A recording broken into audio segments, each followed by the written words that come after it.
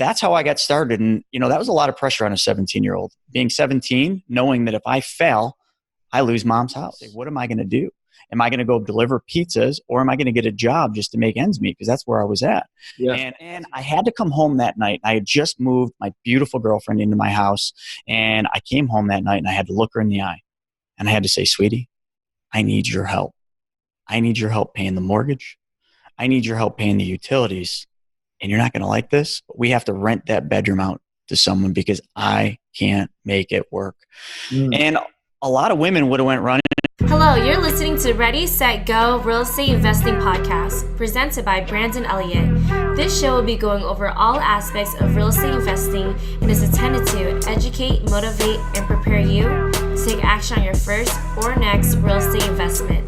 For more information, please visit BrandonElliottInvestments.com. Thank you for listening and enjoy.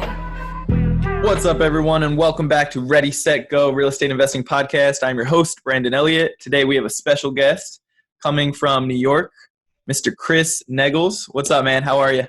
Good, man. Good. How are you? Good. So you've been in the game for a good amount of time now. You've done hundreds of fix and flips. You got a strong rental portfolio. You're teaching this as well. You used to do financial planning. Is that correct? Yeah, I was a financial advisor for 16 years. Okay. And you managed $30 million in assets in the past. I definitely want to dive into a little bit more aspect of, like how you actually transitioned all into this success and your abundance mindset when it comes down to raising all the money, all the capital that it comes down to when you're doing all these deals. But before we dive into all that stuff, I would love to hear a little bit more for the listeners, like your background, how you transitioned into real estate investing, and why real estate for you.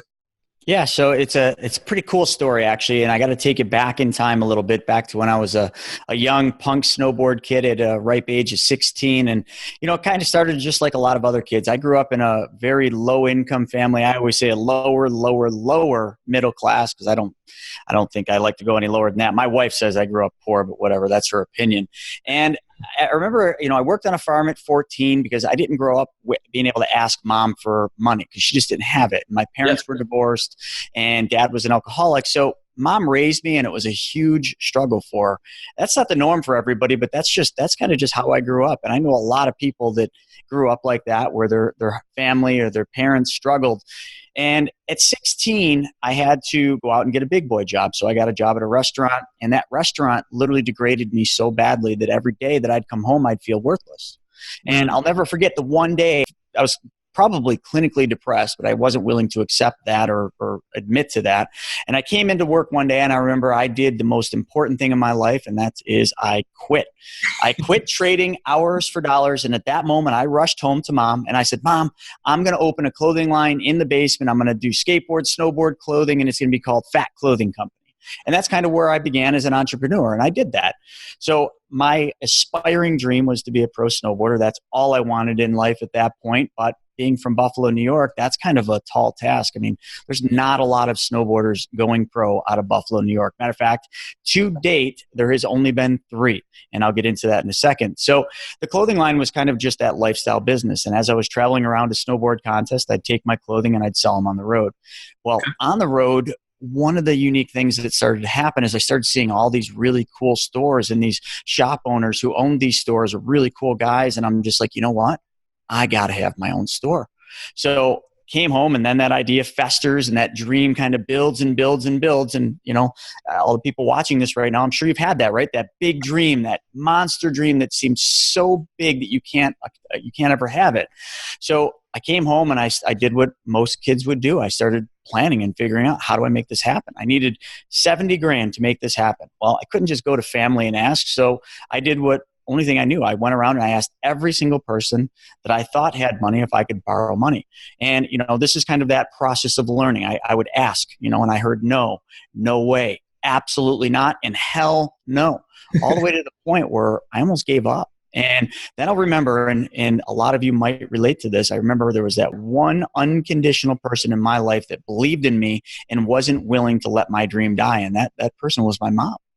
But my mom didn't have anything. I just told you, I grew up poor. Like she pretty much just made ends meet so that we could keep a roof over our head and food on the table. And I remember I didn't even know I was learning how money worked at this point, but I remember she said, I don't want your dream to fail. I wasn't able to chase my dreams, but I don't want you to have your dreams fall apart. So what I needed $70,000 or collateral in the amount of 70 grand. So what she did, and this is crazy of her to have done this, she went out and she put her house, the only thing she had in the world, up for collateral so that her crazy 17-year-old punk snowboard kid could chase his dream. And that's really what happened. So that's how I got started. And, that was a lot of pressure on a 17-year-old. Being 17, knowing that if I fail, I lose mom's house. And I lose the house that I'm living in. So that's what I woke up with, and that's what I went to bed with. But you know what? It was so perfect because it was everything I'd ever dreamed about. So I ran those stores successfully for many years, went on to be a pro snowboarder. And I'm going to fast forward through a lot of the stuff because I hate when I tell a story or when I hear a story told that just talks about the good stuff. So that was the first victory. But now we're going to talk about all of it falling apart. So in the early 2000s, when the planes hit the towers, I had 3 or 4 stores going. Life was good, right? I was just living the dream. I was highly leveraged. I had been borrowing money from banks and, opening multiple stores and just going at it because we had the sales. So let's do it. And business came crashing down when that recession hit. But not only did the recession hit, the town where one of our newest stores was decided they were going to close the entire street for almost a year and remodel and redo the entire street. Hey, wow. No big deal for the town, but for little old Chris with the store, that was devastating. So I had to go back and I had to say, what am I going to do? Am I going to go deliver pizzas or am I going to get a job just to make ends meet? Because that's where I was at. Yeah. And that's what I did. I put my resume out, but I landed in the most peculiar place, not a place that I ever thought I'd land in. I landed in the financial world and I was selling life insurance. Yeah. And I thought, hey, this is just going to be a temporary thing till I get back on my feet. I'll jump back into the stores, but I loved it. I absolutely loved it. And I was always fascinated with money and I was fascinated with finance. You ever see that movie Wall Street?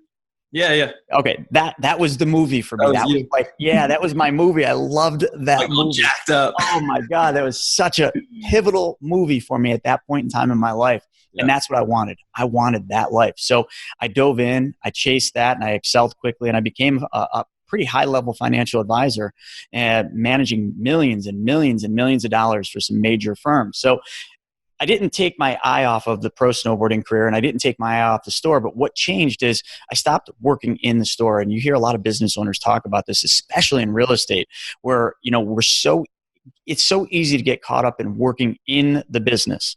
And when you're working in the business, you don't know how to build the business because it's so hard. You're caught doing the mundane things, the things that you think you can do better than everybody else, but realistically, someone else should be doing them. That was me. But at that point, when I was in the financial world, looking down at my store, I was working on the business. And my business exploded. I mean, Fat Man just blew up. So all was going great. High-level advisor, making hundreds of thousands of dollars a year doing advisory work. 2008 rolls around. I had my next genius idea. I was crushing it. I had done a couple flips at this point. So 2008 hits. And obviously, when that hit, none of us knew what was coming. Yeah. And I had decided that I was going to do my next big, bold thing because, hey, I was invincible at this point. I had a little bit of an ego. So I went and I bought a dilapidated building right down the road. And I was going to convert this building into a strip mall with 3 spaces. And I was going to move my store in there and life was going to be great. Genius idea. Yeah. But I know you all heard this, timing is everything. And holy shit, did I get that wrong? Sorry about swearing, but I got it so wrong and I got crushed. It was like getting hit by a Mack truck at full speed ahead. And when that happened, my life fell apart. I was literally one payment away from being bankrupt. Everything was already gone. I had spent everything I had in the coffers. It was all gone. And I was literally starting to think, okay, well, is bankruptcy my next choice? And up to that point, like I said, I never really had to ask anybody for anything. I was kind of self-sufficient. I was a self-starter, self-made, all that nonsense that we believe that we are. And then all of a sudden, like Mike Tyson says, everything's good and great until you get punched in the face. Well, that was where I got punched in the face. And I had to come home that night. I had just moved my beautiful girlfriend into my house. And I came home that night and I had to look her in the eye. And I had to say, sweetie, I need your help. I need your help paying the mortgage. I need your help paying the utilities. And you're not going to like this, but we have to rent that bedroom out to someone because I can't make it work. And a lot of women would have went running and, she must have liked me because she ended up marrying me. So we made it through that period of time, barely. And I was determined, man. I wasn't going to quit. I knew the only way to truly fail was to quit. And that wasn't in my cards. So some people said, dude, you are freaking determined. And I'm like, yeah. And then other people were like, man, you're freaking crazy, because the next thing I did is I started diving in and doing what Warren Buffett said to do. And I started buying real estate. And I bought it pennies on the dollar. And this is 2009. And I had no idea what I was doing, guys. No idea. This is a real estate show. So you guys are all real estate investors and you know what you're doing. At this point, I had no freaking clue. Sure, I'd flipped a couple houses, but you can get lucky flipping a couple houses. You know, you think you know what you don't know. So by 2014, I got up to 36 units. You would think that I was on the top of the world, $2 million worth of real estate, had my advisory business, pro snowboarder, had the stores. Actually, the stores I had sold by this point, I sold them in 10. And at that moment, I realized I was in trouble again.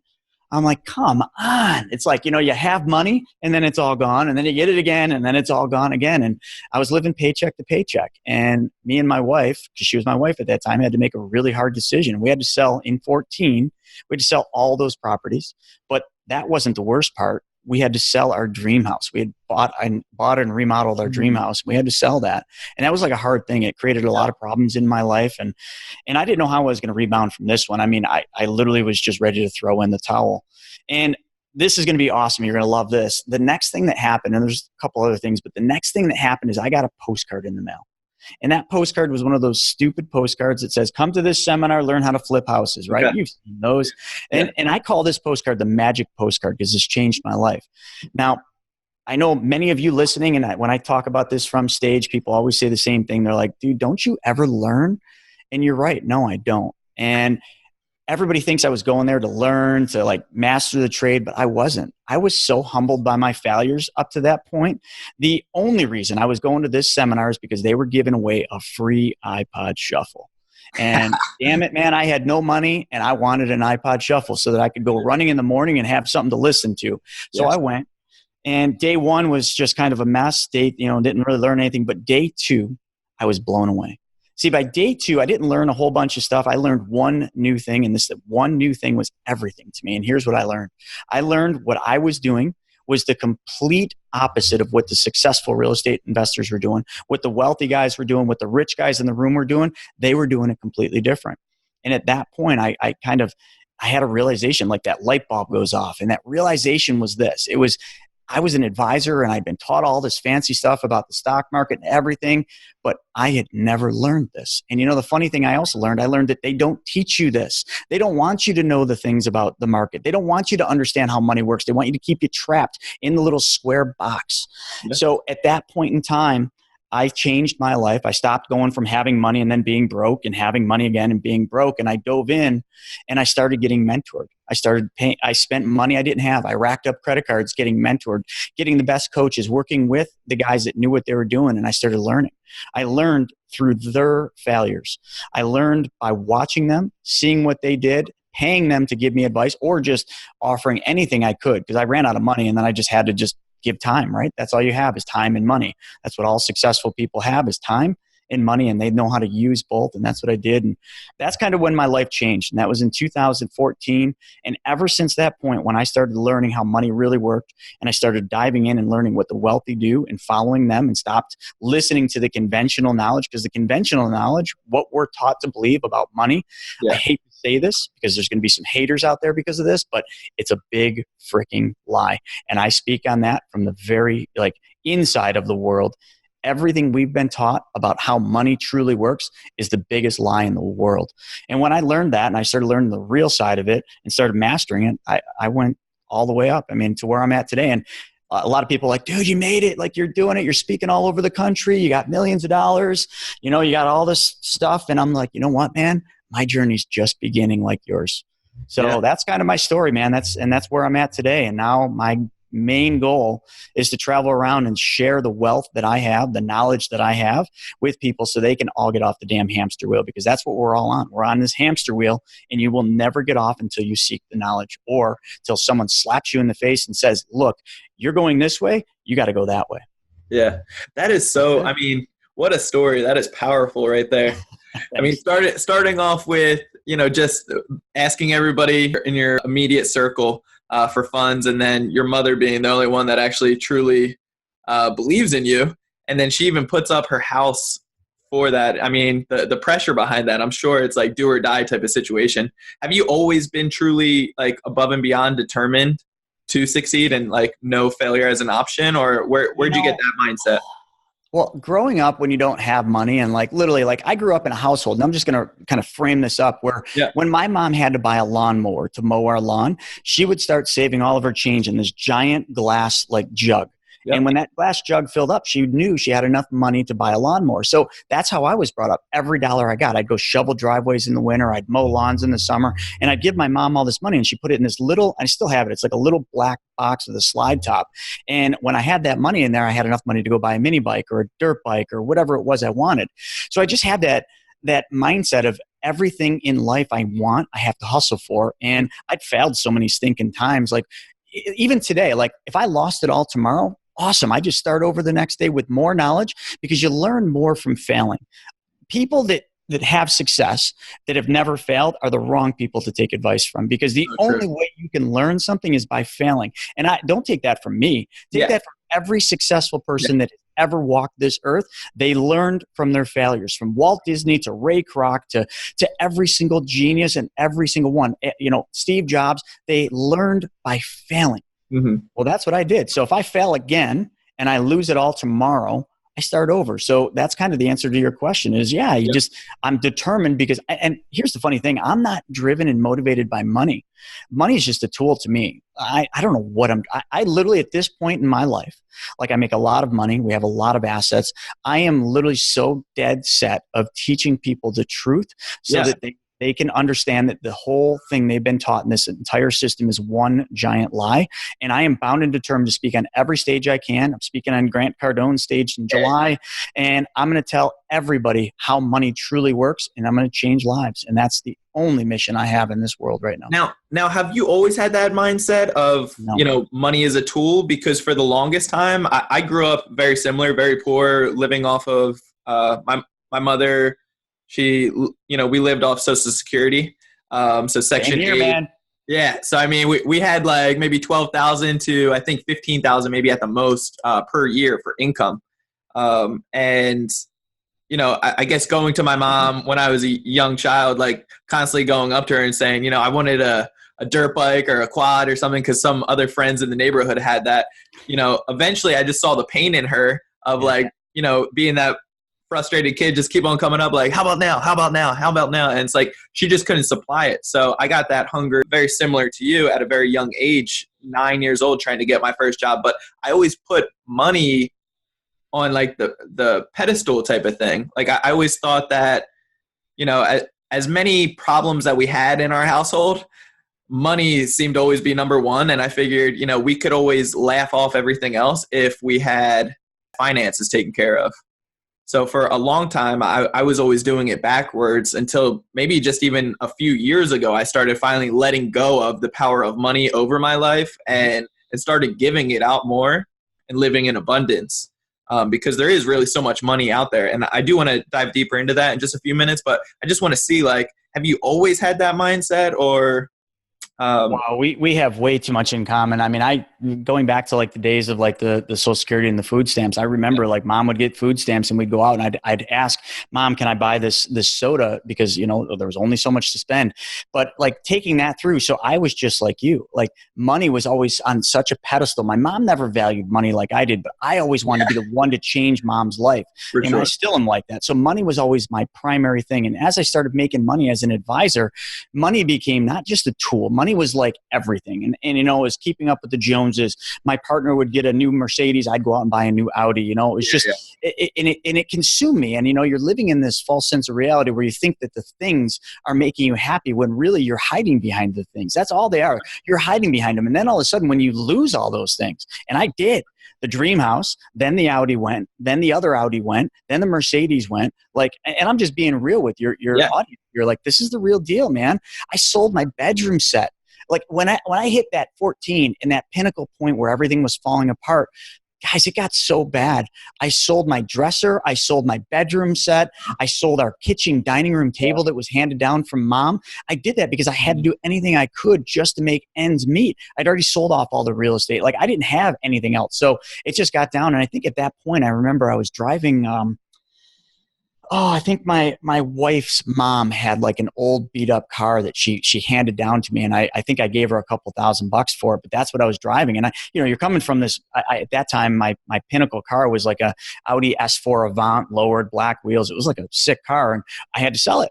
And then I was driving this like rinky dink like car, just getting around in it. And like, that hurt me. And it hurt me from a pride standpoint. It was primarily because I was stuck in this world, the financial world, where everything was about money, fame, like glitz, glam, and everything else. And that continued on with me until I lost it all. And then when I got into real estate and I started getting around people that were so wealthy, like I had seen wealth, right, in the financial world, because there's a lot of money. But I'm sorry, like there's Wall Street money, and then there's real estate wealth.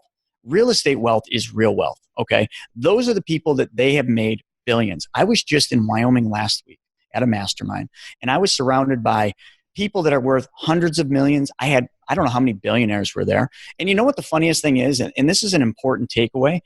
You would never, ever, ever know how much any of these people had. We went fly fishing the one day, and I'm with this young guy. He's like 32 years old. And I'm sorry I'm going long on this, but man, he's so powerful. Yeah. He's like 32 years old. The whole day I'm fishing with him, right? And we're just talking about journeys and life and fun. And, I knew he was successful, but I had no idea, and we weren't talking about business. We weren't talking about money. We were just talking about life. Yeah.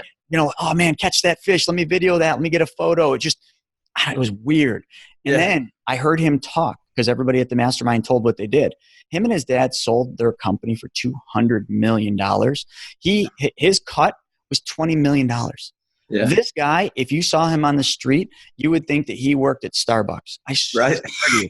And the biggest guy in the room, who put the event on, he's a multi-billionaire. And the guy is the most down-to-earth guy. He'll hug you, he'll come up, high-five you. And it's not just because we're in the mastermind. It's because they don't view money as important. They view lifestyle as important. The money is the tool to get the life they want, but not the life they want.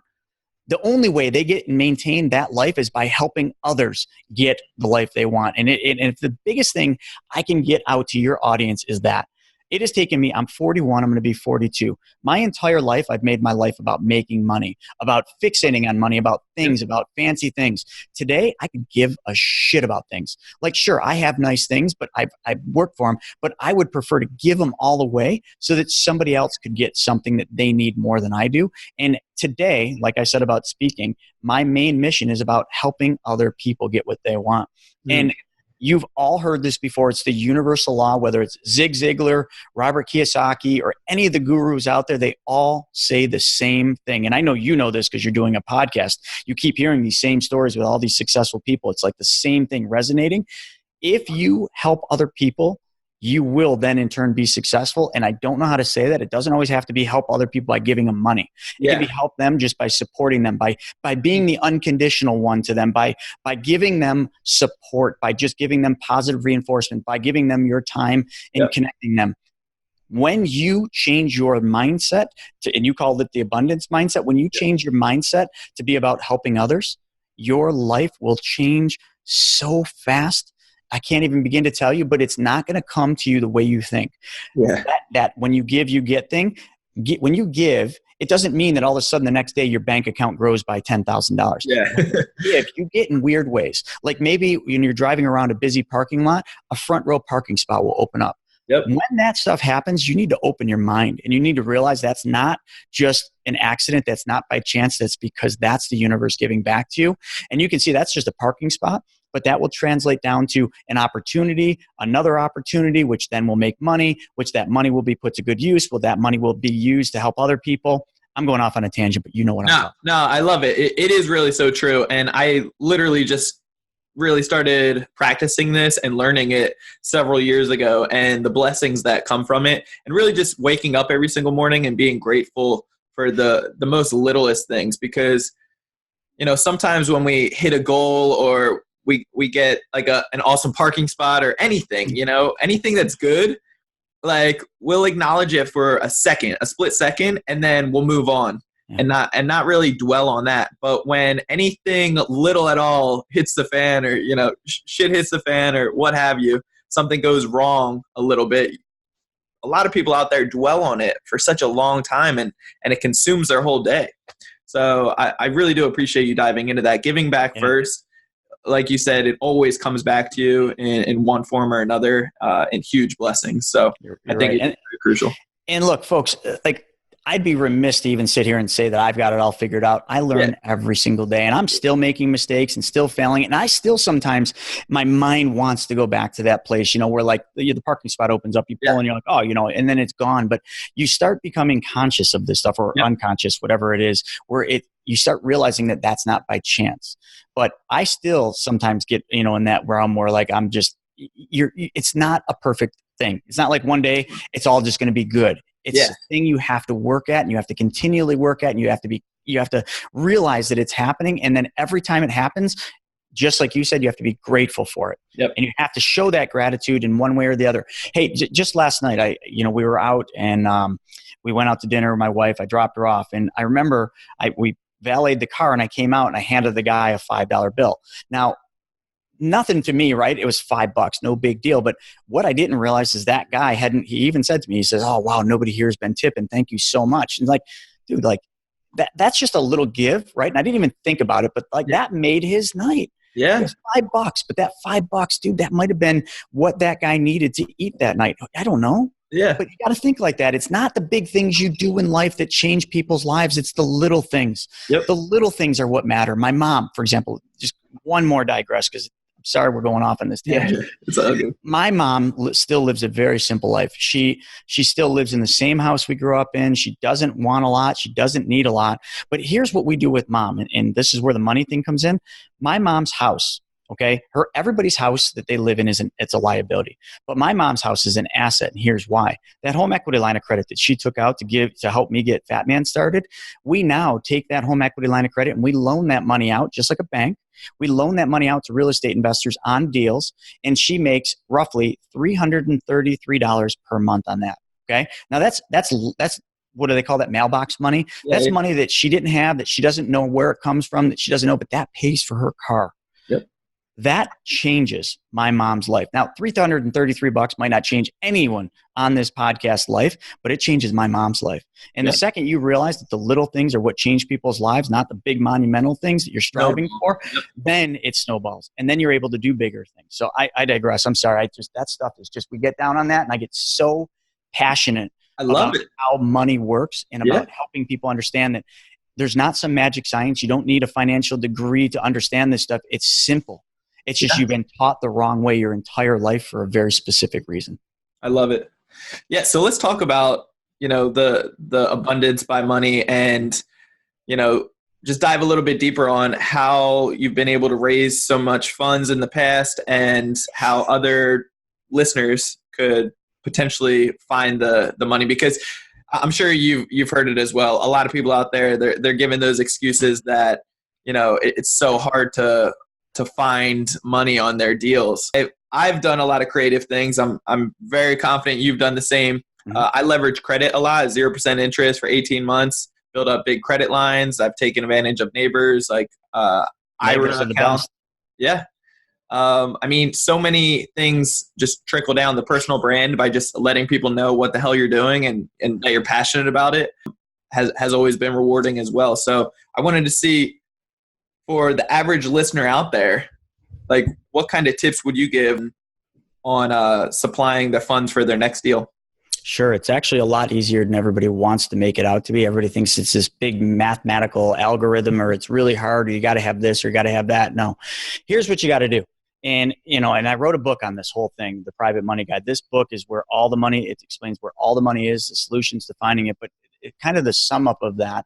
And I'll give a couple tidbits of where money exists, where trillions of dollars are right underneath your nose. You just don't know how to use them. The biggest thing you have to stop doing, because this is where you'll end, and this is where your journey to getting money will stop, is stop asking for money. Stop going out there and thinking that, well, you got this great opportunity, right? You got to flip. and it's going to be a $50,000 profit. You got this awesome opportunity in your hands. And the next thing you do is you start asking people for money. Hey, can I borrow? Remember when I said I started asking and no way, hell no. No. When you ask for money, you are in a position of weakness. Yep. Here's what you need to do. You got to change one thing. Yep. You got to start solving people's problems. And with this whole podcast has been about this up to this point, but now here's where the rubber meets the road. You have to start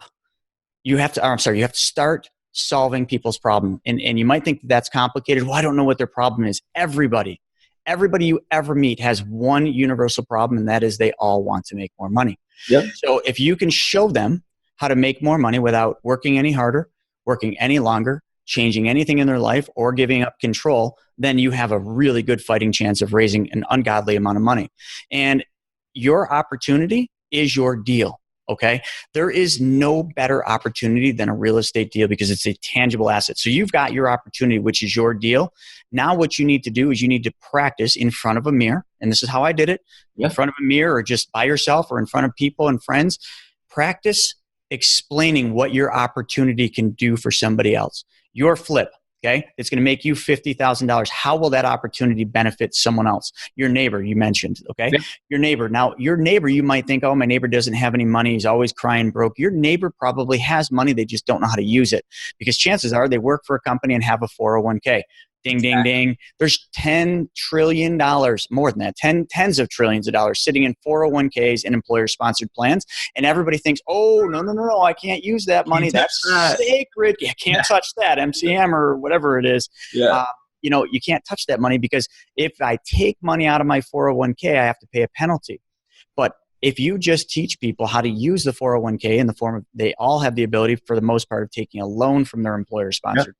And if they take a loan out, and I don't really want to get too deep into this, but they take a loan out and they loan that money to you, and you then in turn pay them double what they're paying in interest on that loan. So let's just say their loan interest for taking a loan is 5%. 5%, just simple math. And you then say, I'm going to pay you 10% every single month on that loan that you give me. So they give you $100,000, you pay them 10% on that money. They just doubled their return, but they did way more than that. And this is what people don't realize.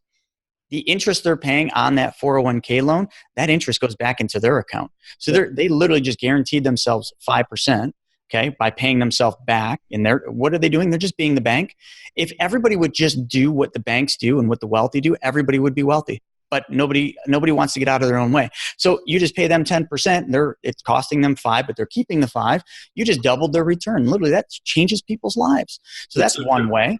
But let's just say they don't have a 401k. Let's say they lost their job.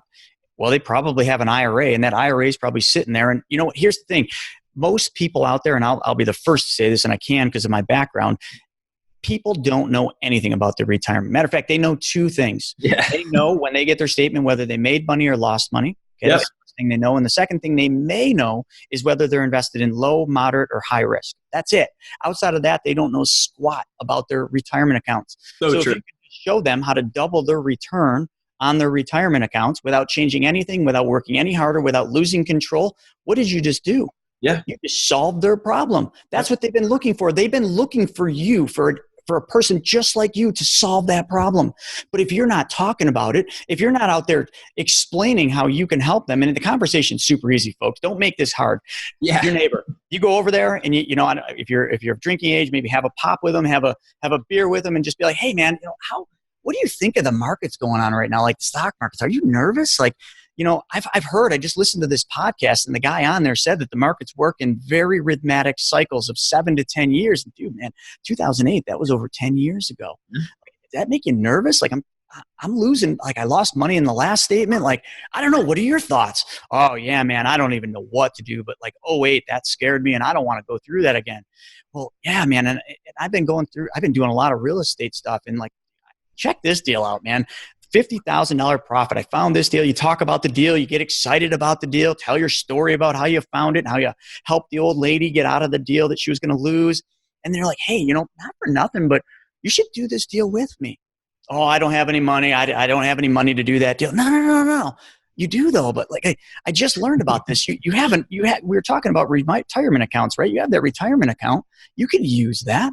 and you won't pay any taxes or penalties. And dude, I'm not the expert, but I know a guy. Like, I don't know how to do it, but I know you can. And what if you did this deal with me and I paid you 10% return, and every single month I'll write you a check for the 10%, annualized. I'll give you a check every month. Like, it's better than what you're getting in the stock market. Plus, if that market goes down, you're going to lose money. And this way, you're not. Real estate doesn't go down. Folks, right there, that, and I just totally came up with that. Like, that's just how you do it. It is not a pitch. It is not a sale. You're just having a conversation. I taught a 21-year-old at one of our workshops we did. I taught a 21-year-old all the strategies in here, how to go after 401ks, IRAs, hidden equity in a house like mom's money, like my mom's home equity line, and a whole bunch more. And he's 21. I was super nervous. I've never had that young of a student come through one of our classes. And he left, and I was like, oh man, I hope he gets a lot out of this. A couple weeks later, he came back in. His name's Jamie, and he raised $500,000. $500,000 doing exactly what I told him to do, exactly how I told him to do it. Now Jamie's like got all this money raised. Now he doesn't have a deal. Yeah. Now he needs to learn how to have a deal. Yeah. But I mean, love that. If you just start focusing on other people and solving other people's problems, like we've been talking about this entire thing, money will not be your problem. I will be the first one to tell you, and not just from my experience. Screw me. Like you don't need to take it from me. All of the people that we work with here, and this is a little rinky-dink, little Buffalo, right? Not a lot of money here in Buffalo. You're where? California? San Diego. Yeah. Lots of freaking money there. Let me come out there and start having come on out. I'll raise $50 million before I'm done. So just last week, I like accidentally raised 90,000. Somebody that I'm coaching right now, he raised 75 last week. I mean, the list goes on, and it really just comes down to just being excited about what you're doing. Like with my neighbor, for instance, literally just asking him when I see him, like getting his mail, like, hey, how's your day been? What's new? I haven't seen you in a while. He says, at work, working longer hours, it sucks. I'm like, oh, that sucks. Like, well, hope you have a good day. And then he asked me, well, what's going with you? Like, what's new with you? Basically just coming up with the passion behind it. We have a couple deals in escrow, just closed on another one, got a couple more in the works, just need to raise a little bit of money for it, but super excited about it. If you know anybody, then, would love to see if, I can help them out. And then I turn my back away, and they always come back to me, and they're always like, well, what about me? Like, I don't have much. What about me? Yeah. Yeah. Because you take it away from them almost. And then you start, the power behind this is truly, like, to resum up all of this, is really just the education behind it. Like how you can find money, how you can work the different ways between IRA accounts, self-directed, or there's even insurance, universal insurance. If somebody has that, let's talk whole life. That's the real ticket. Exactly. So, I mean, if like when you get to the point when you're educated yourself, then you can educate other people around you and how they can utilize it and maximize their returns as well, and have it safe and secure through something like real estate. Stocks always, from my personal knowledge, in history at least, stocks typically go down first, and then the housing market typically follows. So absolutely, it's a lagging indicator. And news flash, the market's going to go down in the next 6 months. Mark my word and remember this date. Oh, I love it. So there's really so much power behind really educating yourself first, and then educating the other individual. And also, just a like disclaimer out there, always check with a CPA or your tax advisor or what have you, and encourage the other individual to do the same. Because and that's very important. You see, every single deal we do and every deal that we teach people to do all runs through an attorney. I don't care if you don't need an attorney. All of it runs through an attorney. I never touch the funds. If that was my neighbor, the money would never come in my hands until the deal's closed, the mortgage is filed, the notes filed. There's in a secured position. Then the attorney or the title company in your case, but still have an attorney. Then the funds come back to me, and I keep their money segregated. I never commingle funds of multiple investors unless it's the same deal. Yeah, don't be cheap out there and like try to hold out on not paying, thinking that you have it all, especially, in the beginning or whenever. I think it's always best, because I've done the cheaper route, thinking like, well, we are both educated, we know what we're doing, and then you find yourself in just a little bit of chaos and just more fires to put out. When you have the right legal team and the right team in general around you, then you can always make sure that you're safe, and everybody on both sides, it is a win-win. safe and Just think about Henry Ford. He had a 5th grade education, but he was smart enough to know he wasn't smart. So he found a whole bunch of smart people. He put a row of buttons on his desk. Every person he needed that would answer or solve a problem for him, he had a button. Get yourself some buttons. Get some buttons. I love it. That's so powerful. So do you want to talk about Universal for a second? Yeah. And or whole life? Yeah, we'll talk about Universal in the sense that I don't talk about Universal. I don't like Universal Life. I know there's a ton of stuff out there about Index Universal, and I know way too much about it, and I'm not even going to get into it, but I don't condone it. I don't like it, and I'm defying what a lot of people do. But whole life is one of the biggest, most powerful things that there are out there. It's been around over 200 years. It was created before the tax code was ever written, so the tax advantages. So you want to know how to be successful. It's so freaking easy, and here's what it is. Mimic what the banks do. Mimic what the wealthy do. But easier because everybody knows a bank, right? You got a bank in every single corner. Just look what they do and Google this. Every one of you should Google this. And this is going to be an aha moment for you. And I'll give you a link when we're done with this to even give you literally a life-changing experience. But Google BOLI, B-O-L-I. B-O-L-I. It stands for Bank-Owned Life Insurance. So once you Google that, you're going to find hundreds of pages about banks and the life insurance they own. And then if you read enough and you spend the time, you're going to learn that the reason banks have so many vice presidents is for the exact reason. It's called infinite banking. Okay, we do a thing called the money multiplier, but it's called infinite banking. Banks take out a whole life policy, not a universal life, a whole life policy on all their key executives. And what they do is they give them a fringe benefit, right? Might be a deferred comp, a part of the retirement package, a paid up life insurance policy, but the bank controls all of the money. And if you start learning what banks do, banks are genius. Okay. You want the smartest person in the room? It's a bank. What do we do every day when we get a check, right? You get your check from your assignment or your flip. You're so pumped. What's the next thing you do? You go deposit it in the bank. And you're pumped. And then you're super excited because if you go into a bank on a Friday, maybe they got free wine tasting if you're of age, or you grab a lollipop, right? You pull one of the suckers out, lime, grape, strawberry, any flavor you want. You unwrap it and you put it in your mouth and you're like, yes, this is awesome. Depositing a big check. I got my reward here. And then you look at the little wrapper. What does it say? Dumb dumbs. Sucker, yeah. Dumb dumbs or sucker, dumb dumbs. Banks have it so figured out, right? We deposit our money, and right behind you when you're depositing that money, they're loaning your money back out. Banks are making 400 to 1,200% on your money. And if you don't believe me, go to Bauer Financial and look at all of the bank's financial reports. They have never made less than 400 to 1,200%. And the reason for that is banks know something we don't. We've been trained and taught to believe that compound interest is what we should do. Take our good dollars today, put them away, and then get paid back with weaker dollars later. Seems logical, right? Let's put our money into a savings account, a 401k, an investment account. Let that money sit there. It'll grow. And then someday later, they're going to pay us back, and then they're going to tax us on that money. And those dollars that they pay us back are weaker, right? That's what we're trained to believe. Compound interest is a good thing.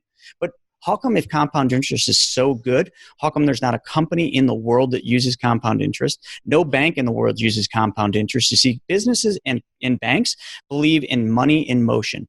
Everything in the world is in motion. Right now, my lips are flapping, like the wind's blowing outside, cars are moving, everything's in motion. Yeah. But yet, we are trained to have our money sit still and get stagnant. Banks keep money in motion, and that's how they do it. And if you just learned that same thing, that everything you have to do is mimic a bank and keep your money in motion, all of a sudden your life would change. Keeping money in motion is way easier than you think. I'm not going to get into it, but whole life, okay, what we're talking about in infinite banking and all this stuff, it is the single most powerful vehicle ever created in the world. And if you don't believe me, then why would banks be using it? And why would banks own more whole life insurance than they own in buildings and land combined? Why would that be? Because they know something we don't know. Or maybe you're just smarter than them. And if you are, believe me, we got to have a chat. Right. That's it. Like, I'm not the smartest guy in the room. Yeah. You know what I'm really good at doing? I'm really good at following the smartest guy, and the smartest guy in the room. Mimic those guys. Bank.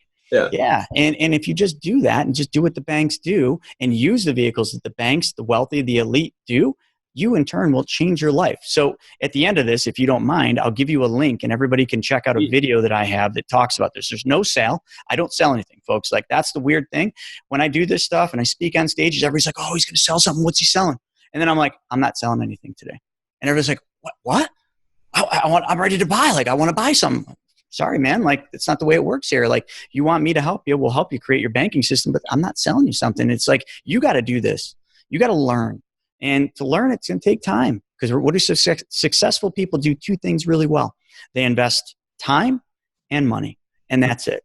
And I don't talk to people anymore. I used to. I had enough of talking to people about their savings and investing new money. Today, I talk about money that people are already spending and how to become wealthy by focusing on the money you're already spending.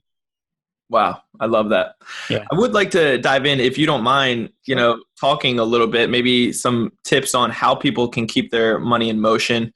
And, just to give people an example of different ways that they can keep it on rotating, because just like you said, they're not teaching it out there. So a lot of people think, putting their money in the bank account and just letting it sit there forever is going to do them well, or in like a CD or something. All right. So I'm just going to give is it okay if I literally get down to like 5th grade level here and I start Please, yeah. Just serious, simple stuff? Yeah. Because everybody wants to make this stuff too complicated. So use my mom. My mom had a house that she got in a divorce, and that house had equity. How many people do you know in San Diego that have equity in their houses? A lot. Yep. And what do they do with that equity? Nothing. They leave it sit there, and they sit there and they throw parties saying, oh, my house is paid off. Oh, woohoo. Clank the glasses, and they're all excited because they got their house is paid off. Yeah. Well, having your house paid off still makes your house a liability, and it doesn't change your life. Nope. What my mom did, she didn't even know she was doing this. I kind of taught her, but she still doesn't want to know, is we took out a home equity line of credit. How much does it cost to take a home equity line of credit? Usually zero, maybe $350 with a bank that charges you for the appraisal or application fee. Then you have access to that money. Now you have access to that money. Now what you need to do is you need to put that money in motion. So what we do for my mom is we loan that money out to real estate investors. Why real estate? Because it's what I believe in. Mm-hmm. Your poison could be something else. I like real estate. For sure. I just underwrite the deal. I have a set of rules of engagement. I use smart attorneys because I'm not an attorney. I have smart accountants that tell me how to do all this stuff. And all I do is we loan that money out. We take a secured mortgage, a secured first position on that property. And every single month, those people pay us interest. And then when they flip the house or they sell the house, we only do 12-month loans. We get paid the money back. And then the hardest thing is finding the next deal. That's one way. Okay. Let's just say you got money just sitting in your savings account, right? And you're building it up. You're super excited about building it up. But then over here on the other side, you got all these credit cards. Let's say you got a Visa that you're paying $500 a month to because you racked your Visa up, getting the education you thought you needed to be successful in real estate. And now all of a sudden you learned that, wow, that education was great, but I don't know how to apply this. Not going there, but anyway, you got these credit cards and you got this money in your checking and savings. Take the money from your checking and savings, pay your credit card off. Then the same exact payment you were making the credit card company, that $500, recapture that and put that into your savings account. Yep. What you just did, literally, like you don't even know what you just did, but you start doing the math on that. How much you're now recapturing all the interest. Yep. You're repaying all the principal balance that you would have given to the bank. You literally just changed the dynamic of your entire future. And that's just using a savings account. Now you do it with a CD. You do that with everything in your life. Just mimic a bank. What does a bank do? They make loans. Loans to banks are assets, not liabilities. A loan to you and I is a liability. So if you've got money, and here's the other thing. I know every time I do a podcast, there's always people on the podcast that are like, man, this is all great, but I don't have any money. Awesome. Banks don't have any money either. They use your money.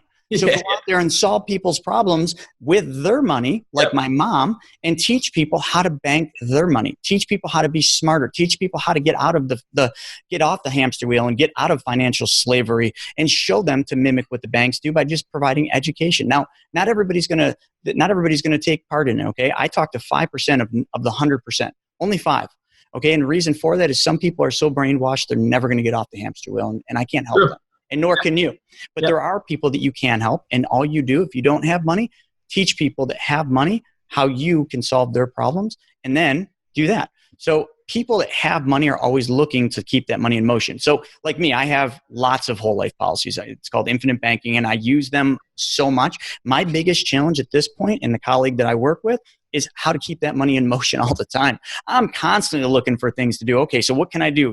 If I buy a car, I don't buy a car with a car loan. I don't lease a car. I take my bank, my whole life. I loan myself money. I buy the car, so I get the car. Because money's just a means of exchange. I got the car. Then what I do is whatever I would have paid the car dealership or the lease, I take and I repay that money back. I do an amortization over 5 years for how much that would have cost for the bank. So now I'm repaying myself with interest. plus all the principal. It's going back into my bank. Now, here's the difference. My bank, the whole life, one thing that's very different about my bank and your bank is my bank pays me 4% even when I'm using all of the money. So if I got 100 grand in my bank account and I take all 100 grand out and I loan some out, I buy a car with some of it, I buy my wife a treadmill, and we recapture all that, guess what, folks? My bank is still paying me 4% on the full amount like I never took it out. And if your bank isn't doing that, then we have to talk, because that is what the wealthy do. And that's what banks do. See, banks just move money, but they use collateral, and they understand leveraging collateral. And I'm not going to go there either, but that's what I do. And there's nothing simple about it. It's 200 years old, folks. It's the simplest freaking thing. And the reason the fact that it's so simple makes it so complicated for people to understand. Yeah, it's not complicated. It is very elementary. I love it. And I like to think like what we do in helping people and how we help people with that is the most powerful thing I do out there, period. Yeah. And if you don't have money sitting in the bank account, like you said, I mean, get out there, find other people, rack up some debt. And believe it or not, there is a difference between good debt and bad debt. So really just identify that and make sure that you have a secure asset that will give you that return on the back end. But it's funny that you mentioned the whole, if you have money in your savings and you're still have credit card debt, but you're paying interest on that, how many people are actually, I thought it was like very basic that, nobody must do that. But I had actually good friends once I would, talk to them about their finances, and realized they had like $50,000 to $100,000 just sitting in their bank account as a savings. But then they were paying interest with, like $10,000 worth of debt on their credit cards. And they were okay with it. And I was like, what are you doing? And the compound from that, if just like you said, if you pay that off, it's almost like a velocity banking strategy of you pay off your debt, and then that money that you were wasting on interest or paying for somebody else, you can take all that and start paying to yourself now. Yep. And that's it. It's just the recapture. It's just keeping money in motion. It's all it is. And the hardest thing is so many people, when they have money in their savings and they want to go buy something, they take the money out of their savings, and they go buy it, and they never pay themselves back. Yeah. Right. If you owned a grocery store or you owned a bank, and all you did is just take money from your bank or take food off your grocery store, and you're like, I own it, I don't need to pay it back. You have to recapture. You have to treat yourself like a bank. Right? If you're going to borrow money from a bank, you're going to pay them back. Otherwise, your credit's screwed. But when you take your own money, you never pay yourself back. Why? Because we weren't taught that. That's why. Because we were never taught that. And because we weren't taught that, we are kept in continuous debt. And I call it financial slavery. That's what it is. Like you said, you got people that have 50 grand in savings, but they've got 30,000 in credit card debt. Does that make any logical sense? Most people on here would be like, that makes no sense. But I bet you there's a bunch of people laughing inside being like, dude, that's me. It is. And your savings account at best, if you're with, I can't remember, I just looked it up. The highest internet paying savings account was 2.9%, I think. And I wouldn't put it there because you got to leave it there for a year, but 2.9. Yeah. And then over here on your credit cards, what are you paying on your credit cards? Do you even know? Probably 15%, maybe higher. So just do some simple math there. Yeah. Like literally just do some simple math. So if you got a credit card and you got money in your savings, pay it off. If you got money in your 401k, no money in your savings because you listen to this, but you got your 401k over here, take a loan from your 401k, pay your credit cards off, recapture the amount that you were paying the credit card, and pay back to your 401k. And you know what the funny thing is? When you do that, not all that money has to go back to your 401k. I got to be careful saying this because it's kind of a gray area. But think about that. It's a loan, so you have to pay the loan back. But it doesn't mean if you're paying the loan back at 5%, and over here you're repaying yourself what the equivalent of 15 was. You just made yourself extra income. Instead of paying the bank, you now get to go out for an extra dinner per month or week or an extra vacation a year. Those are the things that matter. Memories matter. Fancy things that we do, they don't mean shit. Yeah, it's so powerful. It really is. Is there any learning curves? I mean, I'm sure there's a good amount of learning curves that you've done in the past. I kind of, before we close up here, I would just like to touch on some learning curves because like you mentioned before, that's when we learn the most from our learning curves. So maybe you can touch on like one or two that was a big punch to the face and you're like, hey, never going to do that again. Oh, there's so many of them. I know. Where do I even go? The biggest thing I used to make the mistake of, and this is a hard thing. It sounds easy, when I say it, because we keep hearing this over and over, but when you're in real life, it's not easy. When you have a dream and you want to do something and you go after it, there's going to be people, and it's always the people closest to you, your best friends, that will stand in your way, say, oh, why are you doing that? Why are you buying that course? Why are you spending another $2,000 to go to this event? Like, don't you ever learn? Remember I said that earlier? Look, don't you ever learn? No, I don't.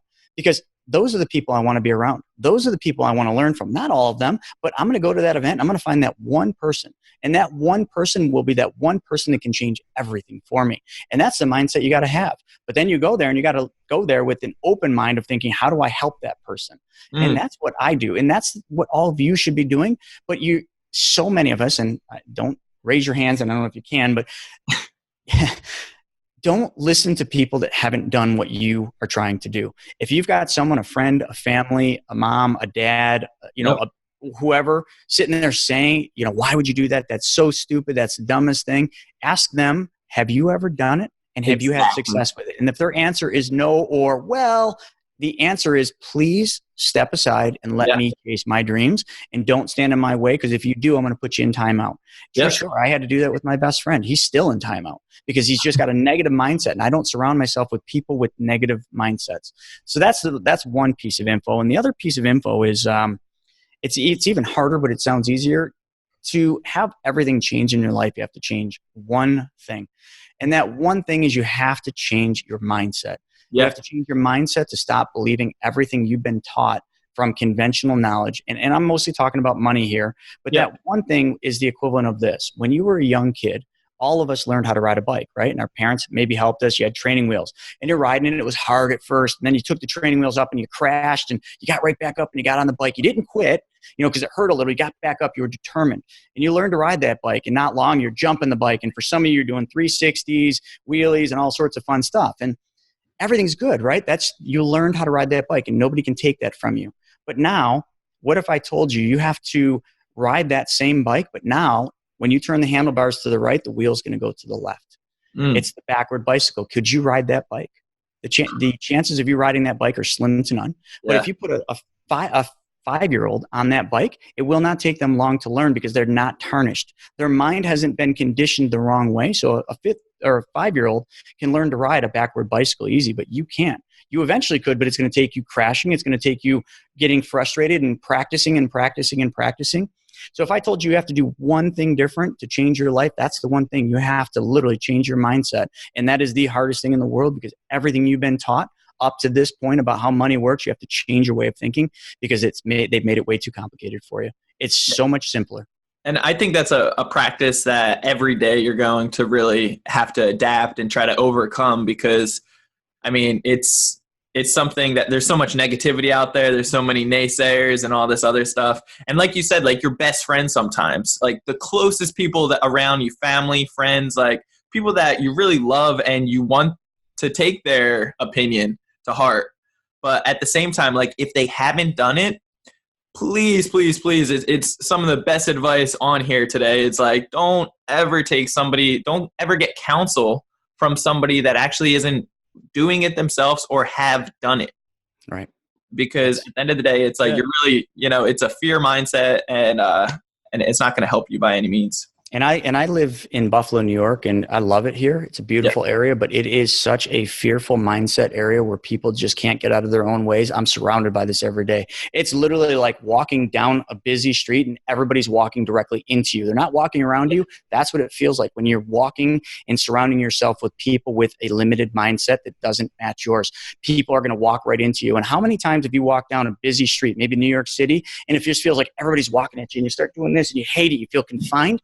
That's how you're living your life if you're not surrounding yourself around the right people. And if those people aren't the right people, the hardest thing is you got to get rid of them or put them in timeout for a little bit. I had to do that with my dad. I had to do that with my best friend. I've had to do that with so many people in my life.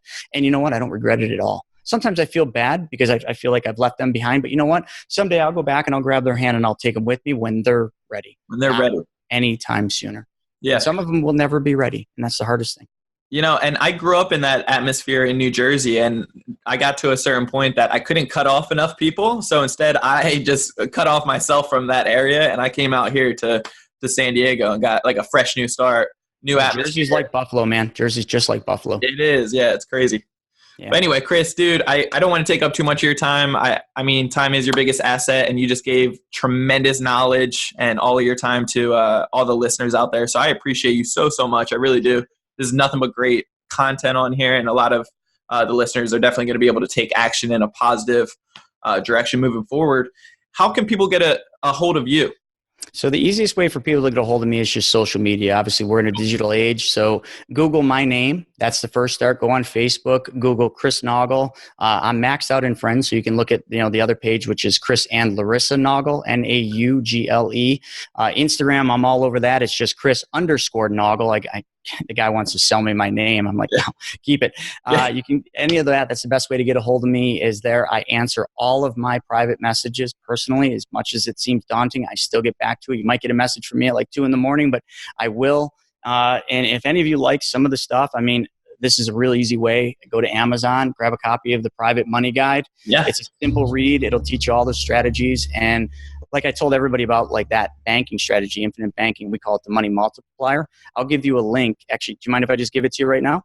Please, yeah. It's just write this down and then put this up in the thing. It's moneyschool, REI.com/TMMM, stands for the money multiplier method. For those of you that are real serious about changing your life, on there's a video. Okay, it's a webinar video. It is an hour and a half long. And I know what you're saying. You're saying, I don't ever have an hour and a half. And for you, for those of you that say, I don't have an hour and a half, you're part of the 95%. Welcome. Yeah. Okay. Yeah. For those of you that take an hour and a half and watch that video, it will change your life. And I'm not saying that as a sales pitch. I'm not saying that as anything. I've witnessed it happen every day for the last 6 months of my life. Every person that takes the time to watch that hour and a half video has the same reaction. And I can't wait to hear what yours is. Yeah. So I definitely encourage everybody out there, find the time, make this a priority. It will change your life. Very excited for this. And Chris, dude, I appreciate you so much. Is there anything that the listeners can do to give back to you? Just follow me on Instagram. That's the greatest gift you can give me right now. Just go on and follow me on Instagram. And I post a lot of really fun stuff and some real stuff. I think that's how we kind of connected. You watched one of my Facebook Lives. That's right. The best thing. It's the greatest gift all of you can do. Cool. All right. And if you guys want to reach out to me, you can always do so at BrandonElliottInvestments.com, Instagram, Brandon Elliott Investments, and then Facebook.com/Brandon Elliott REI. So till next time, make sure you guys hit that subscribe button, share this out, get more content out there. And if you could leave a review as well, make sure you do that. It pushes it out there to more people. Give me some feedback on if you like this, hate this, if you want me to ask different questions. Love you guys all so much. Till next time, stay blessed. This has been another episode of Ready, Set, Go Real Estate Investing Podcast, brought to you by Brandon Elliott. For more information, please visit BrandonElliottInvestments.com. Also, please don't forget to like, share, and leave a comment below.